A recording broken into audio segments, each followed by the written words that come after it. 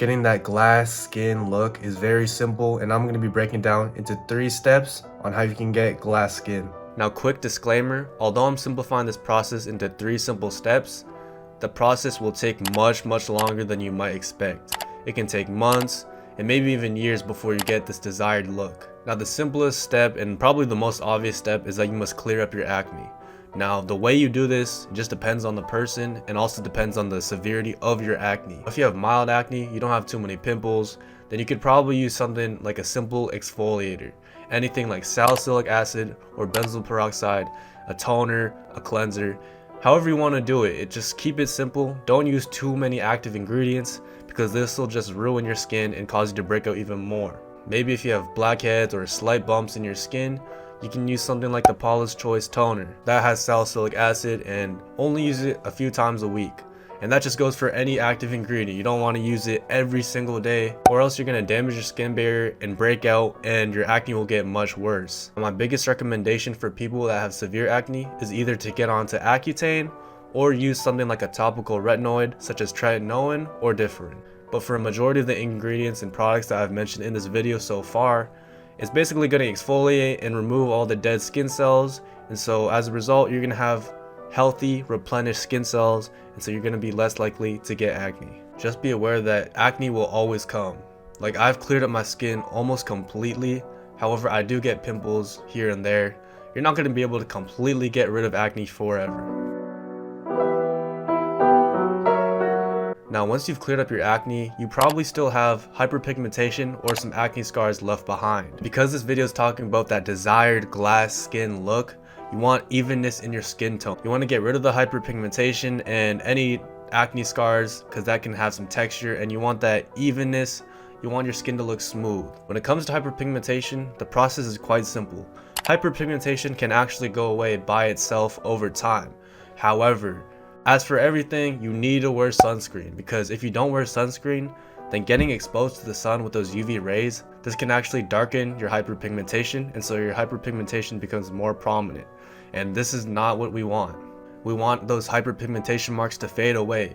And so what I would recommend is obviously get an SPF 30 to SPF 50 sunscreen.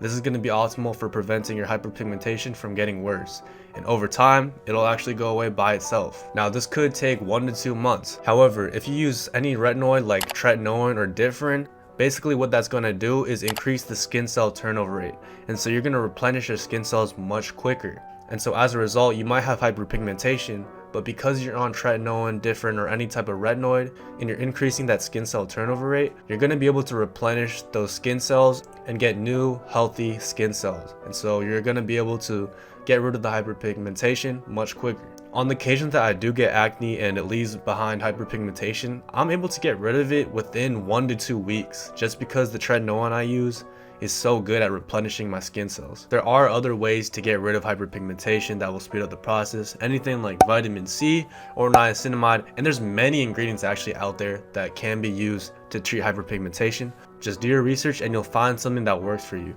Now, when it comes to acne scars, this is much more complicated. You can still use something like tretinoin, and that's going to help reduce the appearance of the acne scars. However, you should be aware that although retinoids can help, it's not going to completely get rid of it. This is actually going to have to be done through a procedure. Now, there are different types of acne scars, such as atrophic and hypertrophic scars.